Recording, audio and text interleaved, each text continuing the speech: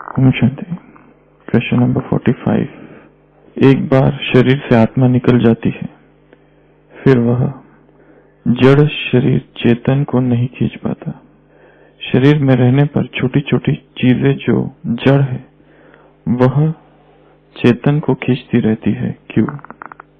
प्रश्न है कि आत्मा जब शरीर से निकल जाती है तो जड़ शरीर आत्मा को नहीं खींचता, परंतु जब आत्मा शरीर में रहती है तो छोटी छोटी जड़ चीजें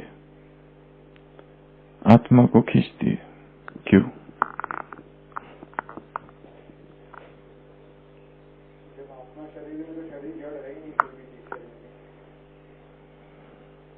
अच्छा, और बड़ी कॉन्शियस होते हैं।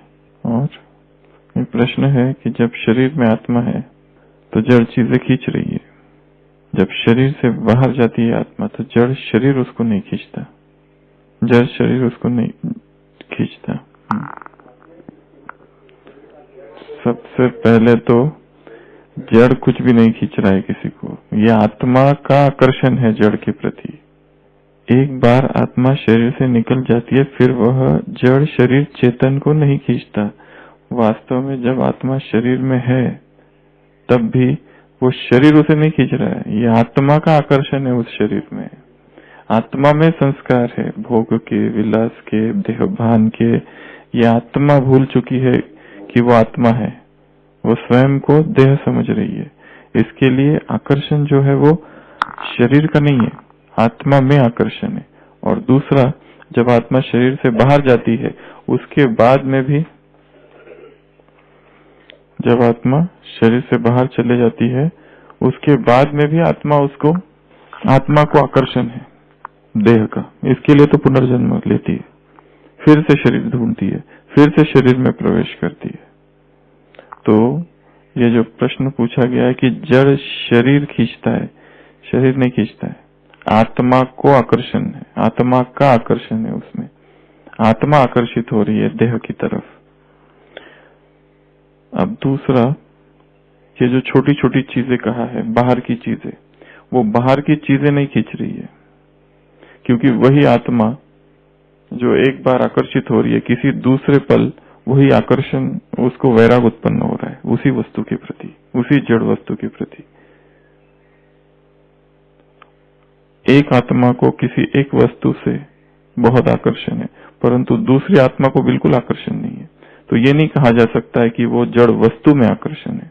वस्तु है तो ऐसी ही है, जो है वो नहीं खींच रही है किसी को। ये आत्मा में संस्कार है आकर्षित होने के, इसके लिए आत्मा उनके तरफ आकृष्ट, इनके तरफ खींची जा रही है।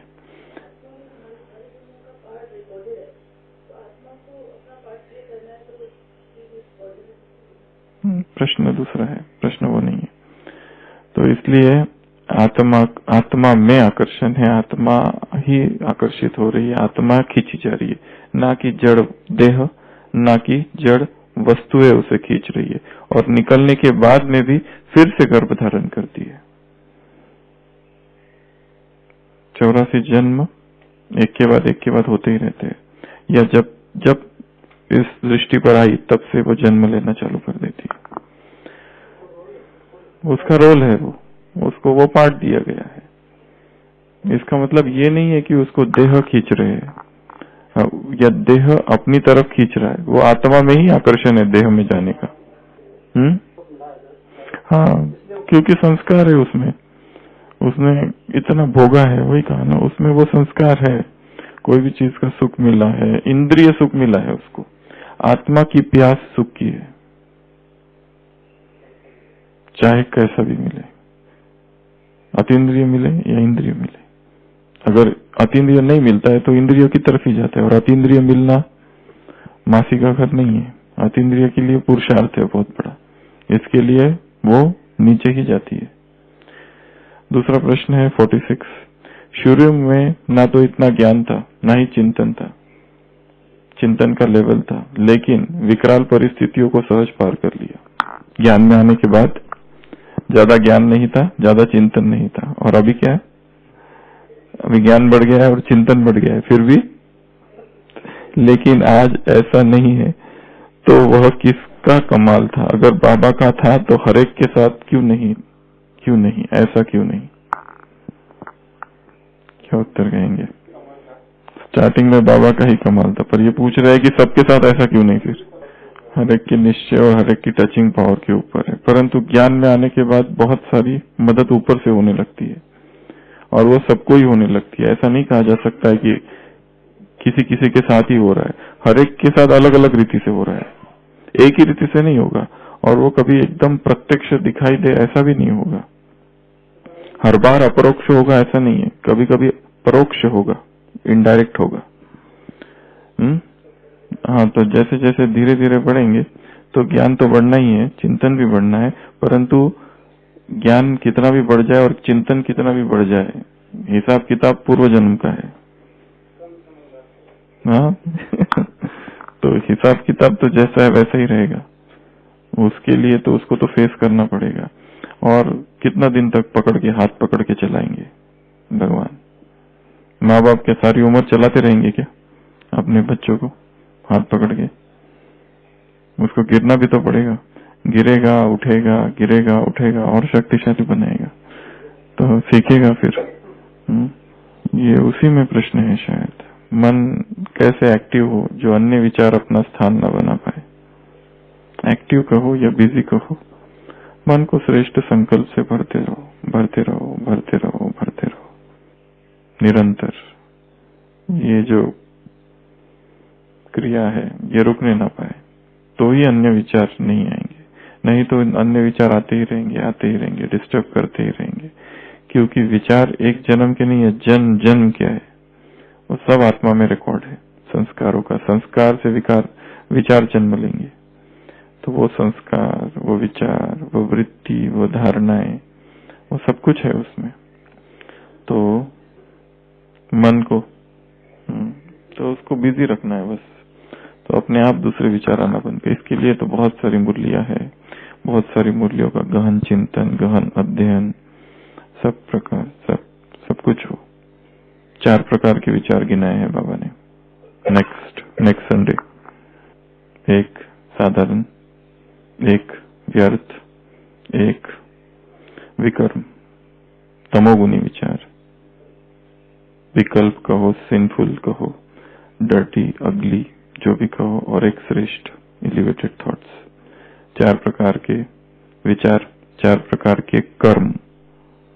विकर्म की भी परिभाषा दी है कहीं, तो साधारण भी नहीं, व्यर्थ भी नहीं, विकार तो बिल्कुल नहीं।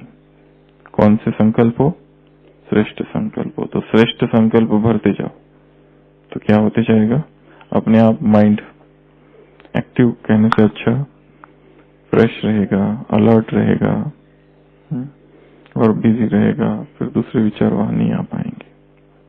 अगला प्रश्न है, शरीर से अलग होने का पुरुषार्थ क्या है?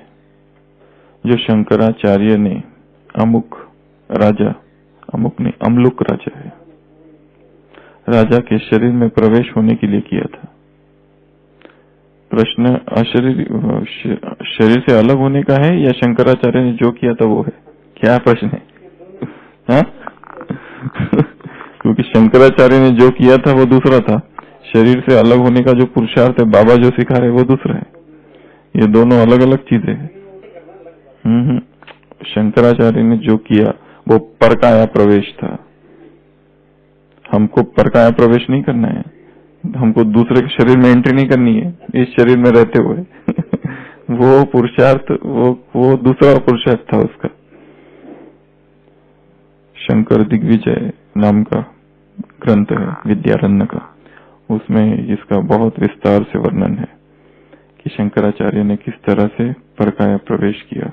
उसमें दिखाया है कि मंडल मिश्र के साथ उसका बहुत बड़ा वाद विवाद होता है, कितने दिनों तक चलता है, कोई नहीं हाथ। फिर उसकी जो पत्नी होती है मंडल मिश्र, वो कहती है अब मैं वाद विवाद करूंगा, मैं वाद विवाद करूंगी, डिबेट करूंगी, शास्त्रार्थ करूंगी। और शंकराचार्य तो बाल ब्रह्मचारी है, उसको काम विकार से संबंधित प्रश्न पूछती है, तो वो कैसे उत्तर देगा? तो वो इसके लिए कहता है मुझे टाइम चाहिए वो कहता है मुझे समय चाहिए। अपने शिष्यों के साथ जाता है और रास्ते में दिखाई देता है एक मृत राजा का शरीर पड़ा हुआ है। रानियां सारी आलाप कर रही है, रो रही है।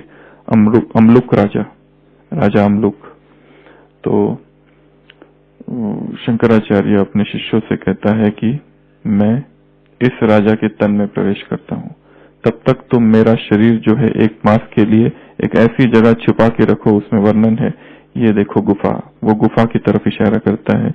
इस गुफा में मेरे शरीर को एक मास तक इसका ध्यान रखो, क्योंकि एक मास के बाद मैं अपना कार्य पूरा करने के बाद फिर से इस शरीर में प्रवेश करूंगा। तब तक देखो कि मेरे शरीर को कोई उठा ना ले जाए, कोई जानवर ना खा ले, या उसका जो भी आवश्यकता है वो सारी पूरी करो। तो वो एक मास तक, और वो दिखाया है कैसे अपने शरीर की संपूर्ण चेतना को एकाग्र करता है भ्रुकुटी में। सारे प्राण, जिसको लिंग शरीर, वो सारे लिंग शरीर सहित वो ब्रह्मरंध्र उसके साथ प्रवेश करता है उस राजा के शरीर में। और अचानक जो राजा होता है वो जागृत उठ के खड़ा हो जाता है। तो सारी रानियां खुश हो जाती है और सारे प्रजा मंत्री इतने खुश हो जाते हैं कि ये जो राजा मर चुका था ये जीवंत हो गया। उनको लगता है ये परमात्मा कृपा है, ये ईश्वर की ही कृपा है कि ऐसा हो गया। परंतु वो जो राजा अमलुक होता है वो बहुत भोगी विलासी राजा होता है। अभी उसमें शंकराचार्य की आत्मा प्रवेश करती है, तो उसका सब कुछ अभिन्न होता है। वो वैरागी है, तपस्वी है, उसे तो ममत्व नहीं है किसी में भी, ना किसी रानियों में ममत्व है, ना किसी वस्तु में, ना किसी भोग विलास में। उसकी जजमेंट पावर बहुत ज्यादा तीव्र है, बहुत तेज है। हर निर्णय ऐसा है कि दिखाया है उसमें कि सारे मंत्री अपनी मंत्रणा करते हैं, मीटिंग करते हैं, ये सोचने के लिए कि क्या ये वही राजा है। कोई लोग कहते हैं, कोई मंत्री कहता है कि चलो जो भी है अच्छा तो है, कि अभी जिस तरह से कार्य चल रहा है तेजी से राज्य का, बहुत अच्छा है। दूसरा मंत्री कहता है, उसमें पूर्ण शंकर दिग्विजय में वर्णन है, प्रथम मंत्री, दूसरा मंत्री, तीसरा मंत्री, चौथा मंत्री, पांचवा मंत्री, एक एक मंत्री क्या क्या डिस्कशन कर रहे हैं। एक मंत्री कहता है कि ये हमारे राजा की आत्मा, ये किसी दिव्य आत्मा ने इस शरीर में प्रवेश किया है, कोई महान अवतार ने इसमें प्रवेश किया हुआ है।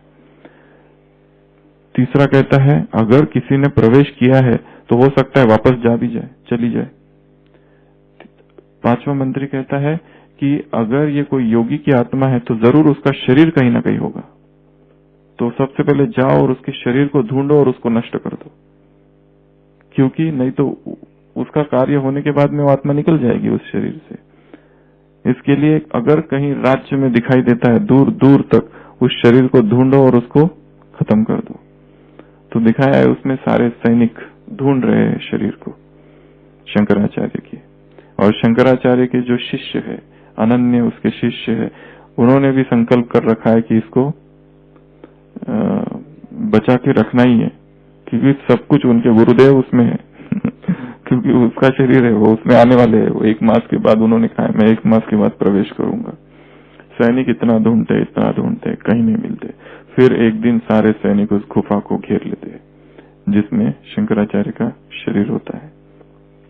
और वो शिष्य से पूछते ये कौन है, तो वो कहते हमारे गुरुदेव है, शवासन कर रहे हैं अभी थोड़ी देर में उठ जाएंगे। वो कहेंगे कितनी देर में, हम रुकेंगे यहाँ पर। तो वो, और उसके पहले भी वार्तालाप है शिष्यों का, 1 महीना हो गया है, 6 दिन ज्यादा हो गया है। पद्मपाद वो सभी अपने दूसरे भाइयों, गुरु भाइयों को समझाता है कि गुरुदेव ने कहा है वो आएंगे, पर अभी तक आए नहीं, पर उनकी वाणी है आएंगे मतलब आएंगे, आप धीरज धरो। तो तब तक ये सैनिक आ जाते गुफा को पूरा तुम चारों तरफ से घिर चुके हो, तो गुफा को घेर लेते हैं और फिर उनसे वार्तालाप दिखाए सैनिक और शिष्य। वो कहते हैं ये शिवासन कर रहे हैं। वो कहते कब तक, हम लोग वेट करते हैं, जब उठेंगे तब बताना। तो वो कितना देर हो जाता है, वो कहता है आप लोग हमें मूर्ख बना रहे हो, ये मृत शरीर है, इसको ऐसा क्यों रखा है तुम लोगों ने। और दिखाया है कि उस शरीर को वो चिता बनाते हैं और आग लगा देते हैं। 1 मास 6 दिन लगभग। तो सारे शिष्य बहुत अनन्य प्रार्थना करते हैं और उसी समय शंकराचार्य वो जो राजा के शरीर में होता है उसको छोड़ता है, राजा धड़ाम से नीचे गिरता है और वापस देह में प्रवेश करता है और उठ के खड़ा होकर वापस आता है। तो ये जो कहानी है ऐसा हमको नहीं करना है। प्रश्न जो पूछा है इन्होंने, शरीर से अलग होने का पुरुषार्थ क्या है, जो शंकराचार्य ने अमलुक राजा नाम था उनका, जो शंकराचार्य ने अमलुक राजा के शरीर में प्रवेश होने के लिए किया था।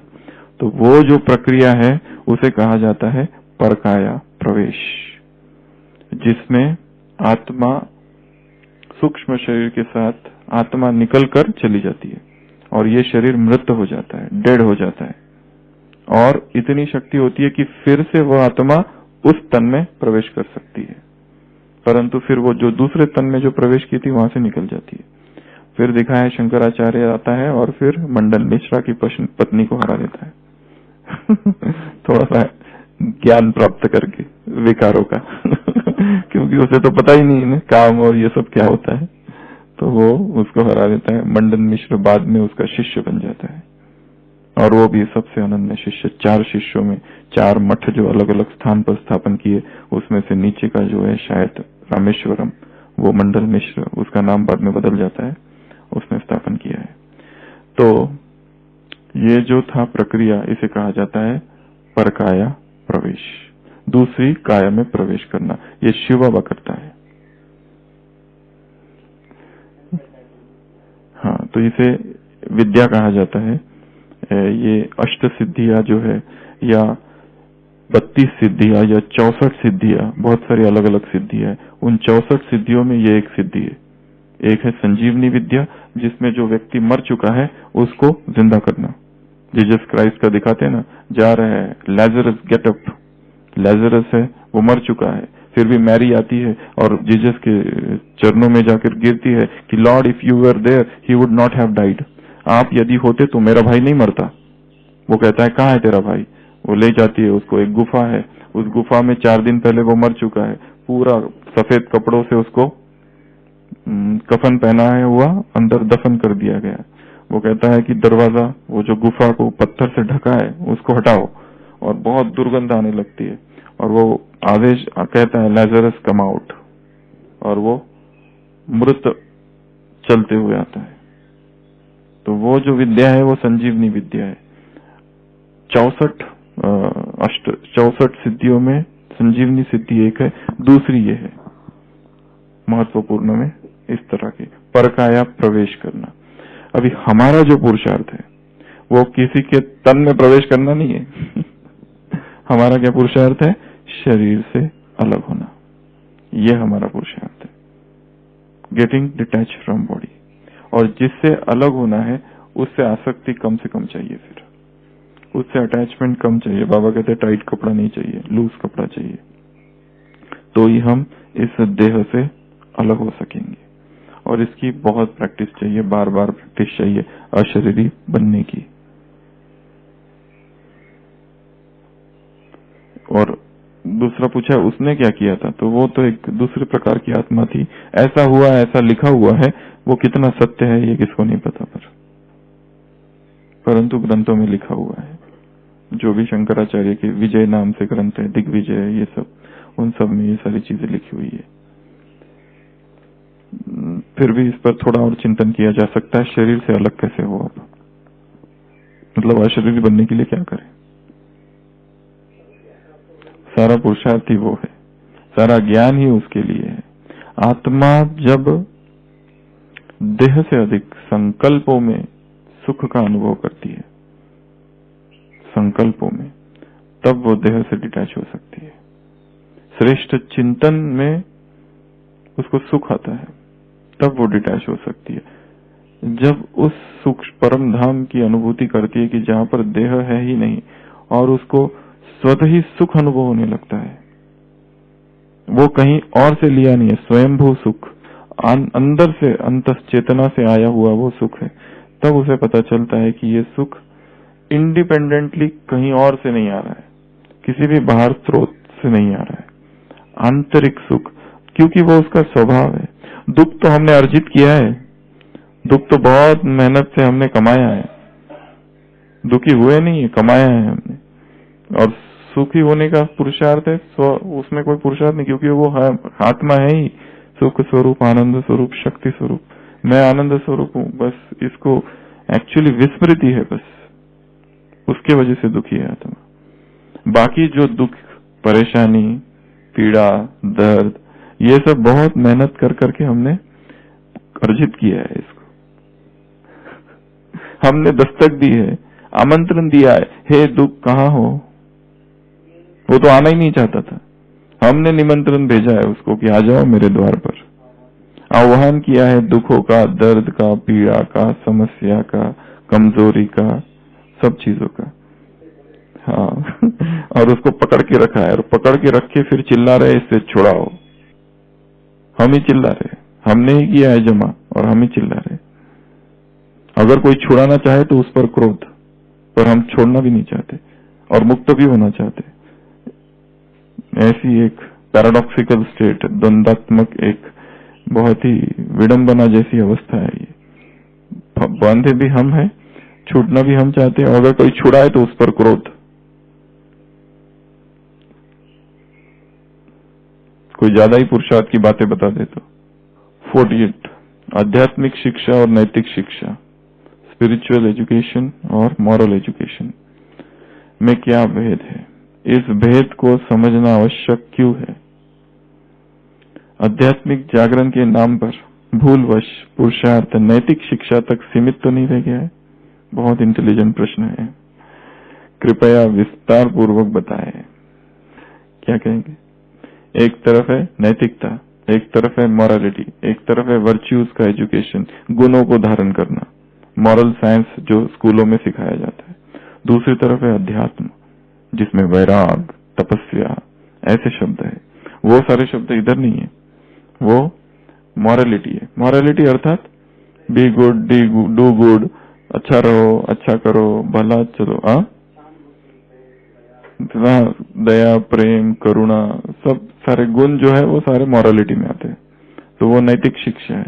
तो एक तरफ नीति है, एक तरफ नीति शास्त्र है। नीति शास्त्र तो रहा हुआ है, उसमें नियम मर्यादा है। इधर मोजेस, उधर इधर मनु, भारत में मनु है ना, मनुस्मृति। विदेश में मोजेस, किंग मोजेस, उसने दिए है 10 कमांडमेंट्स। तो वो उधर, ये इधर, ये सब धर्मों में है, अलग अलग धर्मों में दिया हुआ है। तो प्रश्न है कि आध्यात्मिक शिक्षा और नैतिक शिक्षा में क्या भेद है? सबसे पहला प्रश्न ये है। तो क्या अंतर है? आध्यात्मिक शिक्षा आत्मा से संबंधित है, और नैतिक शिक्षा वो बहुत प्राइमरी स्टेज है, लोअर स्टेज है। आध्यात्मिक ऊपर की अवस्था है। चलो ये एक। और अध्यात्म का क्या है? ध्यान, ज्ञान, साधना, ये अध्यात्म। और नैतिकता ये समाज में व्यवहार से संबंधित है, इटिकेट्स, मैनर से संबंधित है। हाँ, किस लिए? कुरीति ना बढ़े समाज में, उसके लिए नैतिकता है। और नैतिकता में कोई लक्ष्य नहीं होता, आध्यात्मिकता में कोई लक्ष्य है। और नैतिकता से भी हो सकता है खुशी तो होगी अगर किसी की निस्वार्थ सेवा कर दो, बहुत सेवा करते हैं। नैतिकता मतलब निस्वार्थ सेवा करना, दिन रात उनकी मदद करना, जो गरीब है, दुखी है, असहाय है, निरीह है, कमजोर है, उन सब की सेवा करना, ये सब नैतिकता में आ गया। और किताबी ज्ञान है, बुद्धि तक सीमित है। एक बहुत सुंदर ज़ेन मास्टर का है कि जिसमें एक ज़ेन मास्टर को उसका शिष्य पूछता है, ये जो येन हुई है, दूसरे शिष्य का नाम है येन हुई, उसके बारे में आप क्या सोचते हो? तो वो कहता है कि इसमें जो है ना, करुणा, दया मेरे से बहुत अधिक है। मास्टर कहता है अपने एक शिष्य से। फिर वो शिष्य पूछता है, ये तो जू कुंग है, दूसरा शिष्य, उसमें उसके बारे में आप क्या सोचते हो? तो ज़ेन मास्टर कहता है, इसकी जो बोलने की जो कला है ना, मेरे से बहुत अच्छी है। धारा प्रवाहिता इसकी जो है, इलॉक्वेंस, फ्लुएंसी बहुत ज्यादा है। फिर वो शिष्य पूछता है ये जो झू लू है, दूसरा शिष्य, उसके बारे में आप क्या सोचते हो? तो वो कहता है बहुत साहसी है ये। फिर वो शिष्य पूछता है ये जो झू चैंग है, इसके बारे में आपके क्या विचार है? तो गुरु कहता है ये जो झू चैंग जो है, इसमें बहुत मतलब डिग्निटी है, बहुत गरिमा है, मुझसे बहुत अच्छा है ये इस रीति से। तो वो उसको कहता है कि अगर ऐसा है तो ये दोनों आपकी शिष्य आपकी सेवा क्यों कर रहे हैं फिर? अगर इनमें सब कुछ आपसे अच्छा है तो ये आपकी सेवा में क्यों लगे हुए? गुरु तो वो होने चाहिए। तो वो कहता है, गुरु कहता है ये जो येन हुई है इसमें काइंडनेस तो बहुत है परंतु कंट्रोल बिल्कुल नहीं है, संयम नहीं है। फिर कहता है कि ये जो येन कुंग है ये बोलता तो अच्छा है पर एक बार बोलना चालू किया तो रुकता नहीं है बिल्कुल। और ये जो जू लू है ये ब्रेव बहुत है परंतु सावधान नहीं रहता है। और ये जो जू चैंग है इसमें डिग्निटी बहुत है, वो गरिमा बहुत है, बहुत शालीनता है इसके व्यवहार में, सुशीलता है इसके व्यवहार में, है बहुत सुशील परंतु फ्लेक्सिबल नहीं है बिल्कुल परिस्थितियों में। तो वो जो 4 शिष्य हैं उनमें जो है ना वो है मॉरलिटी, वो है नैतिकता। नैतिकता में एक गुण रहेगा तो दूसरा नहीं रहेगा, जरूरी नहीं है सारा सब में सभी गुण रहेंगे, हर एक में सब गुण होगा ऐसा नहीं। और दूसरा नैतिकता जो है वो उसका कोई एक बीज नहीं है कि जहां से वो उमड़ रहा है वो, और अध्यात्म जो है उसका कोई ना कोई एक बीज है क्योंकि उसका संबंध आत्मा से है। नैतिक व्यक्ति जरूरी नहीं है कि धार्मिक होगा, इसमें और एक तीसरा भी ऐड कर सकते हैं, एक है नैतिकता, एक है धार्मिकता और तीसरा है आध्यात्मिकता। नैतिकता का जो चक्र है हम कह सकते हैं यहाँ जो 7 चक्र जो बताए हैं, अनाहत चक्र, अनाहत चक्र वो नैतिकता है। उसके थोड़ा ऊपर जाओ विशुद्ध चक्र, ये धर्म का चक्र है। यहाँ व्यक्ति थोड़ा सा, एक है नैतिकता, नैतिकता के लिए धार्मिक होना जरूरी नहीं है, कोई भी व्यक्ति नैतिक है परंतु धार्मिक होना जरूरी नहीं है उसको। जो शराबी होते हैं वो भी बीच बीच में थोड़े नैतिक, बहुत ज्यादा मदद करते गरीबों की और रहम दिल ज्यादा होते हैं, तो नैतिकता तो उनमें भी दिखाई देती है। रहम का गुण, गुण मतलब नैतिक। डाकुओं में भी बहुत ज्यादा नैतिकता होती है, कोई कोई डाकू जो होते हैं पक्के होते हैं, उनके उसूल होते हैं, ऐसा करना मतलब ऐसा ही करना। हाँ क्या कहते? हाँ पंचन सिंह दूसरा, बाकी आजकल तो डाकू है नहीं, आजकल टेररिस्ट है। तो वो जो होते हैं उनमें नैतिकता होती है। नैतिकता हम अगर रखें इसको 3 तल है, सबसे पहला तल है नैतिकता, उसके ऊपर उठ के थोड़ा है धर्म और फिर है आध्यात्मिकता। अब ये जो नीचे के 2 है इसमें पाखंड हो सकता है, नीचे के 2 है, नैतिकता को आध्यात्मिकता के नाम से प्रचारित किया जा सकता है और सारा आडंबर वो सूडो रिलीजन है, फॉल्स रिलीजन है एक्चुअली। और धर्म जो है उसमें झगड़े, वो भी फॉल्स स्पिरिचुअलिटी है एक्चुअली। वास्तव में हाईएस्ट जो है वो स्पिरिचुअलिटी है, मोरालिटी, रिलीजन और स्पिरिचुअलिटी, नैतिकता, धर्म और अध्यात्म। अध्यात्म का संबंध किसी धर्म से नहीं है। इस देश क्या हो, विश्व भर में ऐसे लोग जन्म लिए हैं, कुछ कुछ महान आत्माएं, ऐसी महान आत्माओं ने जन्म लिया है कि हायर लेवल था जिनका कोई धर्म नहीं था, वो एक ही भाषा बोलते थे, जिनको मिस्टिक्स कहा गया है। विवेकानंद का एक स्पीच है जिसमें उन्होंने the great man of the world, ऐसा एक स्पीच है, उसमें लिखा है कि शुरुआत ही वहां से की है कि विश्व में ऐसी आत्माएं आई है कि इतनी महान आत्माएं, कुछ आत्माएं, they are known as mystics, रहस्यवादी। ये जो रहस्यवादी है उन्होंने हमेशा एक ही भाषा बोली है। उनका जन्म विश्व के अलग अलग कोनों में हुआ है, जैसे सूफी फकीर, बाहुल फकीर, या जैसे ये साईं बाबा, इस टाइप के जो लोग हैं, चाहे इधर, चाहे सेंट फ्रांसिस ऑफ एसिसी, चाहे Saint Francis de Sales, Saint John, Saint Bernard, अलग अलग धर्मों में इनका जन्म हुआ है। बायजीद, राबिया, अलग अलग धर्मों में अलग अलग समय में परंतु उनकी भाषा एक ही थी, वो ज्ञान एक ही सुनाते थे, एक ही भाव था उनके इसमें। तो ये जो होते हैं ना रहस्यवादी, द मिस्टिक्स, तो दीदार अध्यात्मवादी लोग हैं ये। बाकी जो नीचे वाले हैं वो धर्म वाले हैं, जो लड़ते हैं झगड़ते हैं, हमारा तुम्हारा, हमारा राम बड़ा और कृष्ण बड़ा। कल सुनाया था ना, वो तो एक डूब गया एक तैरने लगा। ये सारे घृणा पर खड़े हैं बहुत सारे धर्म दूसरे धर्मों के प्रति। तो वो, और सबसे नीचे का तल जो है वो है नैतिकता। इसका उदाहरण दिया जा सकता है, नैतिकता जो है वो मैकेनिकल है, स्पिरिचुअलिटी जो है वो ऑर्गेनिक है। नैतिकता अर्थात एक कार जिसके टुकड़े टुकड़े कर दो और फिर असेंबल कर दो, ये है नैतिकता। अध्यात्म जो है वो है ऑर्गेनिक, जैविक। एक शिशु है, उसके टुकड़े टुकड़े करके वापस अलग नहीं किया लगाए, वापस जमाया नहीं जा सकता। एक पेड़ है, उसके टुकड़े टुकड़े कर दो और फिर लगा दो, ऐसा नहीं हो सकता है। एक प्राण है उसमें, वो अध्यात्म है। उसका एक बीज है, एक यूनाइटेड स्टेज है, यूनिटी है अध्यात्म में। बाकी हाँ चेतना की। और जो मॉरलिटी है, मॉरलिटी क्या, कोई भी थोड़े से गुण इधर से ले लो उधर से ले लो, हो गया व्यक्ति मॉरल, नैतिक हो गया। और जो व्यक्ति नैतिक है जरूरी नहीं वो धार्मिक होगा, जो व्यक्ति धार्मिक है जरूरी नहीं वो आध्यात्मिक होगा, परंतु जो आध्यात्मिक है वो नैतिक भी होगा और धर्म उसमें तो है ही, क्योंकि धर्म का वो सार है। इसके लिए अध्यात्मवादी भव, स्पिरिचुअलिस्ट।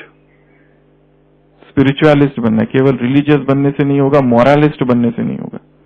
स्कूल्स में मॉरलिटी का टीचिंग दिया जाता है, मॉरल साइंस, परंतु अध्यात्म की शिक्षा में वो एक इंटीग्रल पार्ट है, बहुत महत्वपूर्ण, वो होना ही चाहिए। अगर व्यक्ति मॉरल नहीं है तो अध्यात्मवादी भी नहीं बन सकता एक रीति से। परंतु जो अध्यात्मवादी सीधा बनता है उसमें नीचे का सब कुछ आ जाता है। तो आध्यात्मिक शिक्षा और नैतिक शिक्षा में क्या भेद है, ये एक प्रश्न था। इस भेद को समझना आवश्यक क्यों है? आवश्यक इसलिए क्योंकि नैतिकता और धर्म के नाम पर आडंबर है, सारी हिपोक्रेसी उसके वजह से उत्पन्न हुई है। फिर अगला है आध्यात्मिक जागरण के नाम पर भूलवश, आध्यात्मिक जागरण, स्पिरिचुअल अवेकनिंग के नाम पर भूलवश पुरुषार्थ नैतिक शिक्षा तक सीमित तो नहीं रह गया, रहा है। समाज की यही दशा है कि संसार, जैसे अभी योगा डे है, योगा किसको मानते हैं? बस वो आसन को योगा, वही सब कुछ है। परंतु योग जो भगवान ने सिखाया वो कुछ और है। योग अर्थात कल की मुरली में पूर्वी बहन क्या परिभाषा थी योग की? साकार मुरली कल बोला था, योग अर्थात आत्मा समझ बाप को याद करो, कल की मुरली में था योग की परिभाषा थी। लोग कहते वो योग है, उस योग में आसन है, 84 आसन है टोटल। पतंजलि ने 84 आसन का वर्णन किया है योग सूत्र में, 84।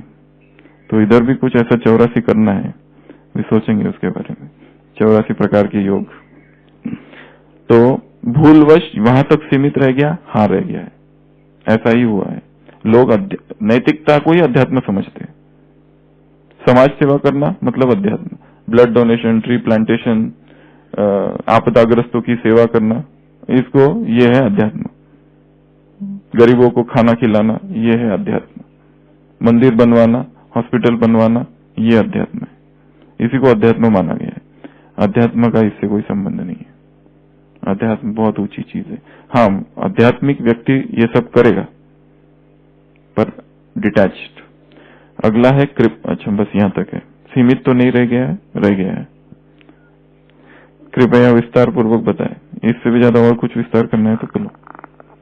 और कुछ इसमें तो बहुत कुछ सोचा जा सकता है, क्योंकि इसके बारे में कईयों ने, जितने आज तक लोग हुए तब कुछ मॉरलिस्ट हजारों हुए, जितने फिलोसोफर्स है मॉरलिस्ट है। बहुत सारे फिलोसोफर्स, दर्शन शास्त्री जो है वो नास्तिक है पर वो मॉरल थे। और मॉरलिटी का एक संबंध सीधा होता है काम विकार के साथ, मतलब उसमें जो मॉडेस्ट है, बहुत ज्यादा इंडल्जेंट नहीं है, बहुत ज्यादा उसमें डूबे हुए नहीं है, ऐसा जो व्यक्ति है उसको मॉरल कहा जाता है। मॉरल अर्थात नैतिक, अर्थात जिसका चरित्र अच्छा है उसे मॉरल समझा गया है, वो भी मॉरलिटी का एक अर्थ है। एंड मॉरल एंड स्पिरिचुअलिटी मतलब complete morality is complete spirituality, ऐसा भी किसी ने कहा है।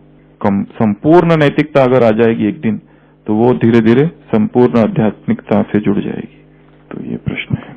ओम शांति।